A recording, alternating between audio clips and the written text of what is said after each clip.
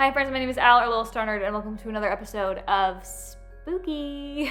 I had a plan for today's video. I was gonna do ducks and Florida birds again, and I still wanna do that, but I was like, is that what I wanna do today? A series of events occurred. I'm gonna tell you about them. One, my sister got this doll that she wanted to show off, so I'm putting it in the video. Just so I don't get your hopes up, I don't like Monster High. I don't dislike Monster High. I'm not a fan though. Just don't want to get your hopes up. 2, I decorated for Halloween recently, and I wanted to show it off in a video. But I wasn't sure that this intro and then ducks would really make sense. 3, I watched Prickly Alpacas turning traditional Halloween monsters into villains video, and I am not immune. I'm not immune to pretty girls. So I looked at my sketchbook this morning and I thought to myself, do I want ducks? Do I want ducks today? I've been drawing a lot of animals lately, and don't get me wrong, I've been having a great time. But you know what I haven't drawn a lot of lately that I do kind of miss? Pretty girls. And so based on all of the events that I have previously described, I thought, the universe wants me to draw some spooky girls. And who am I to deny fate? So grab your sketchbook or whatever you're working on, grab a spooky friend, and let's do a sketchbook spread together. Let's sit down and draw together. Let's go, let's go.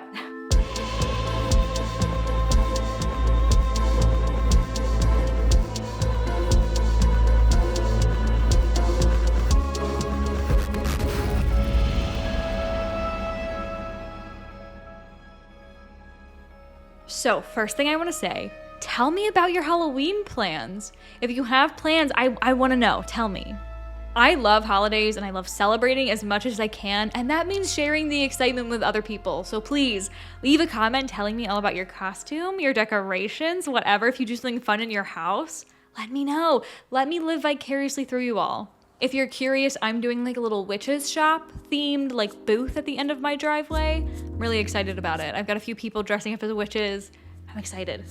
Really quick, let's talk about Dossier, who is very kindly supporting my channel once again. They sent me 2 different scents. This time I got Woody Chestnut and Fougere Lavender, both of which smell so good. The lavender one is actually inspired by a Prada perfume. That's one thing that's really cool about Dossier is the perfumes are inspired by like brand name designer perfumes, but you get them at a much cheaper cost because there's not that brand name label on it. So thank you, Dossier, for giving me amazing luxury scents without having to pay stupid amounts of money. Another thing I love about Dossier, you might have noticed, is all of the packaging is like recyclable. Everything is plastic free and there's no wasting of materials. And sustainability is really important to them, which I love. The perfumes are clean, vegan, cruelty-free, and the scents and their ingredients are environmentally friendly, so literally 10 out of 10. Thank you again to Dossier for supporting my channel, for sending me these perfumes. If you want to get yourself a nice designer scent for spooky season, you can use my code Lilstarnerd10 for 10% off. Thank you, Dossier. Now let's get into the art.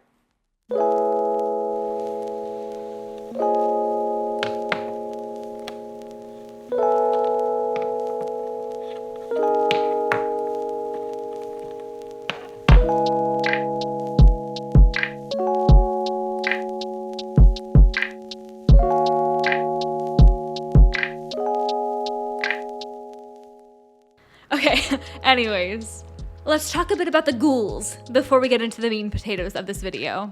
First of all, I haven't drawn figures like this in months, so I really struggled with the sketches. Like, it took hours of walking away and coming back and walking away again because nothing was coming out right. But the goal was to kind of take spooky girls and like yassify some, spookify some unspooky girls. We've got the Monster High girls, I've got Draculaura and Laguna, and then Claudine got put in last minute. Draculaura because that's my sister's favorite, Laguna because I really liked her design in the new music videos. And if I don't know any of them, but I guess she would be my favorite. And then Claudine because she slays, but only with the accent. I don't know what kind of accent, like a New Yorker accent, I guess? I don't know, but I love it. And by the way, like anything I know about Monster High is because someone else has told me, okay? I don't care at all about it, but I watched the new live action movie. And first of all, awful, terrible. Why are Nick original movies so, like the quality is so bad? Also, I normally hate Frankie because I've been told to hate Frankie, but Frankie in the movie, in the live action, slay. I'm obsessed with them.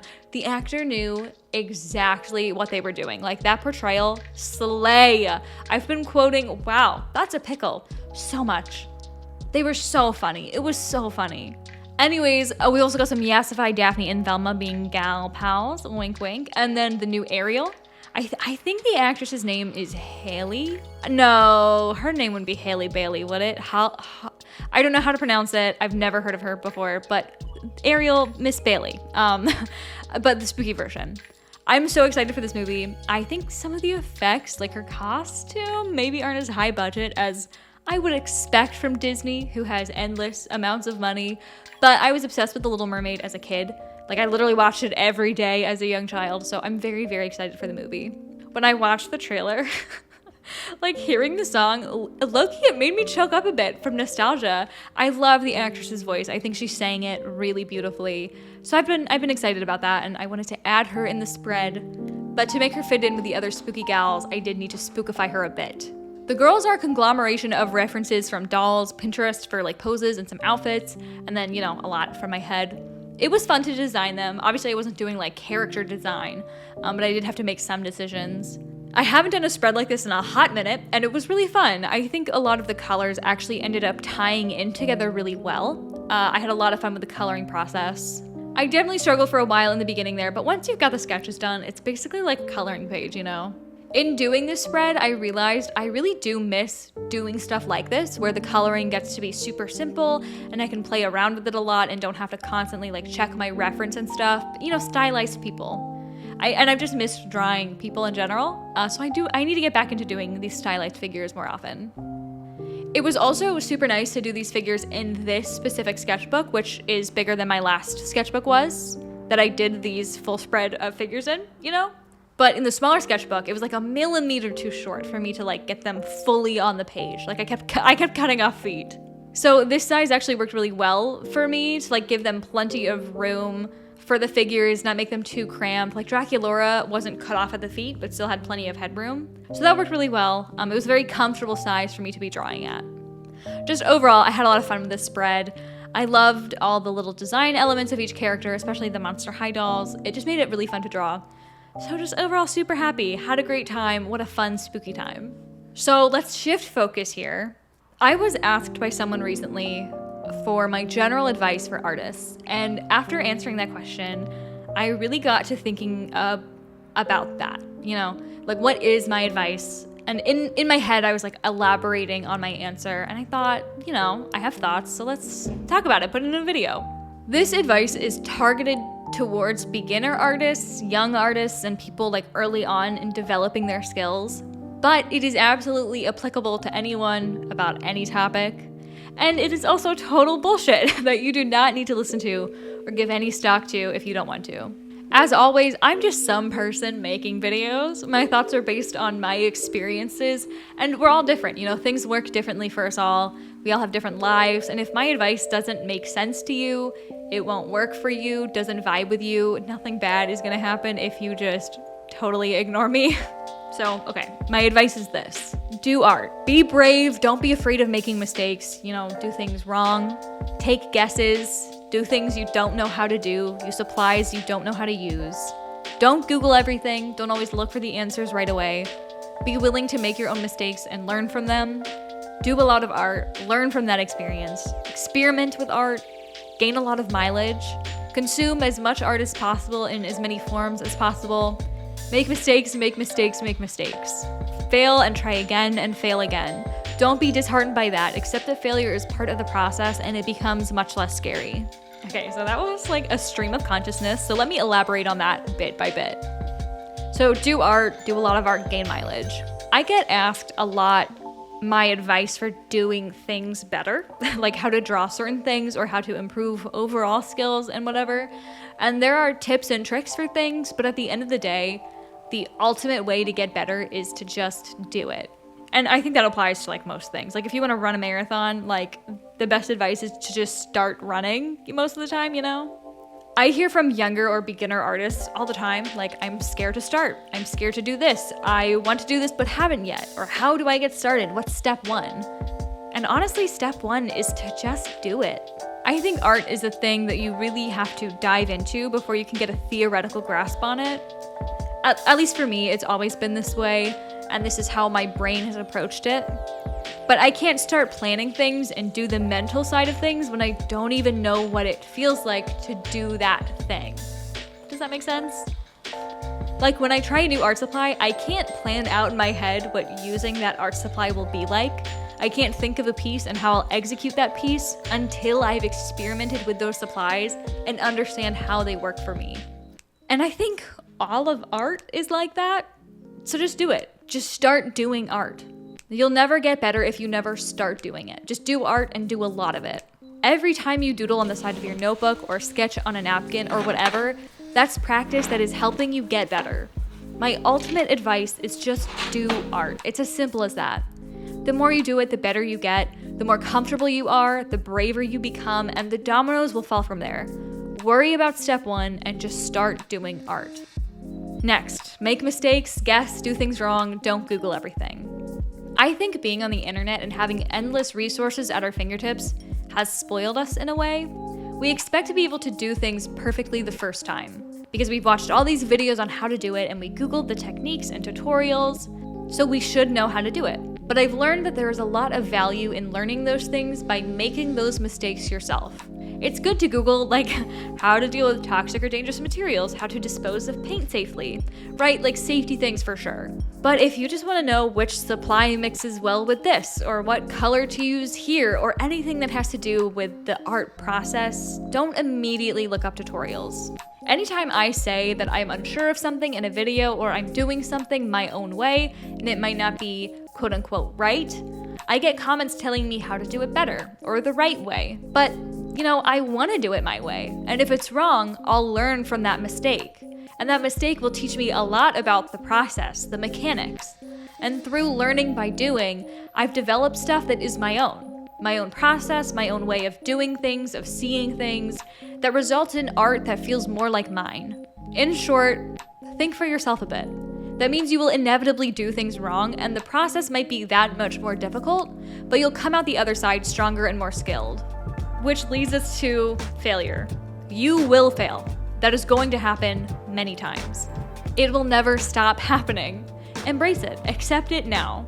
Every failure is a chance to learn and get better. And that's not me being like optimistic girl boss. Like, I think that's true.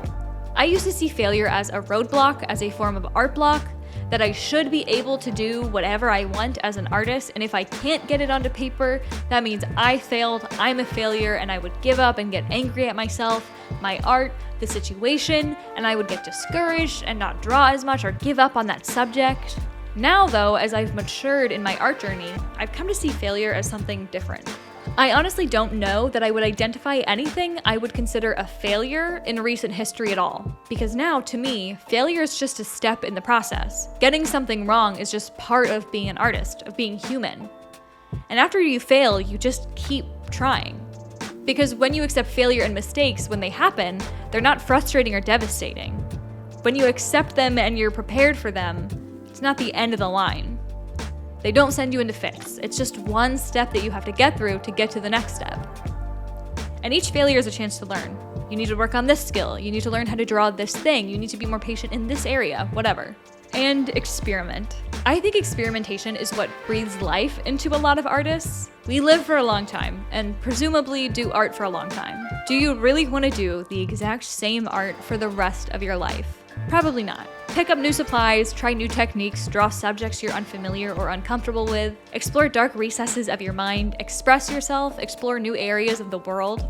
Never stop trying new things in art. Being open to changing your own methods, to trying new things, it helps you develop as an artist. It's how you grow your skills. All art skills are one giant tangled web. If you grow one skill, you're already better at a dozen others. Each time you try something new, your perspective on things you already feel comfortable with changes. You're constantly challenging yourself to do better, do more, without even really knowing it. Experimentation keeps it exciting, it keeps you passionate, and it keeps you learning. Like I said, there are a lot of specifics and tips and tricks and ways to, get better at specific things. But I think, especially for younger or newer artists, those first few steps are the hardest to wrap your head around and overcome. Especially when you're online a lot, if you're really in the online art space, it can really confuse a lot of things. Like when I talk about Googling things, like, okay, when I was a kid, it's not that the internet wasn't around, like obviously it was around, but I didn't just Google literally every question I had like I do now. When I wanted to learn a new method or art supply or whatever, my parents would buy really cheap, bad versions of them and I would just try it, you know? I would just do it. Like when I was learning acrylics, I think that's a good example. I have a great uncle who's an artist and I would call him and I'd be like, hey, how do I clean my brushes? You know, and that was basically it, the necessities. Besides that, I just sat there and experimented and tried to figure out what worked myself. And a lot of those attempts were bad, they were failures, and they ended up in the trash eventually. And pretty quickly, after a lot of natural learning and trial and error and failure, acrylic became super easy to work with. I guess what I'm trying to say is that with the internet and so many tutorials and whatever, we think that we're just gonna watch a few videos, learn a few tips and tricks, and suddenly we'll be really good at art. Or suddenly we'll have that epiphany and we'll just know how to do something. And sometimes, to be fair, that does happen. But I think we tend to forget that a lot of improvement relies on practice, and a great way to learn things is just by doing. Not to say we shouldn't use these resources, it is amazing that we have so many ways to learn just at our fingertips. And of course, you should use those resources and learn from as many people as possible. I use those resources all the time. But you have to know that that will only get you so far. You still have to pick up the pencil or the pen or the brush and do the legwork. Back when I was getting into oils and doing that Zorn painting, in that video, I talked about how I had all this theoretical knowledge. So much so that it was actually getting in the way of painting rather than preparing me to paint successfully. And it wasn't until I just ignored all that information and advice, except for the safety stuff, of course, and just started painting and learning as I went that I was able to confidently paint. We can get so caught up in all the rules and recommendations and tips and tricks that we're not really making art, we're just doing what we've been taught.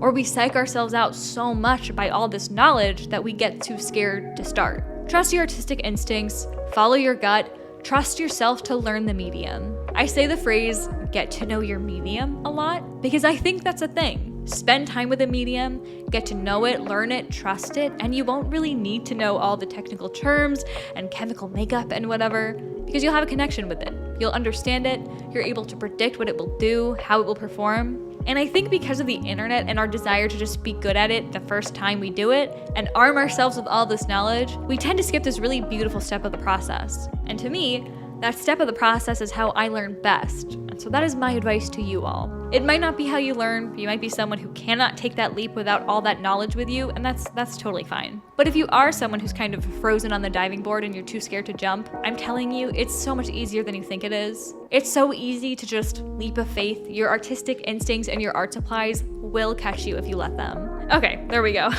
I think a lot of this is stuff that I've said before in the past, but I don't think it ever hurts to talk about this stuff more. And I don't think I've ever thought about it all like well enough to be able to say it articulately in one place, you know, so there we go. Overall, as an artist, no matter what you're struggling with, I think it's just important to do art. Be excited about it and just do it, and everything sort of falls into place after that.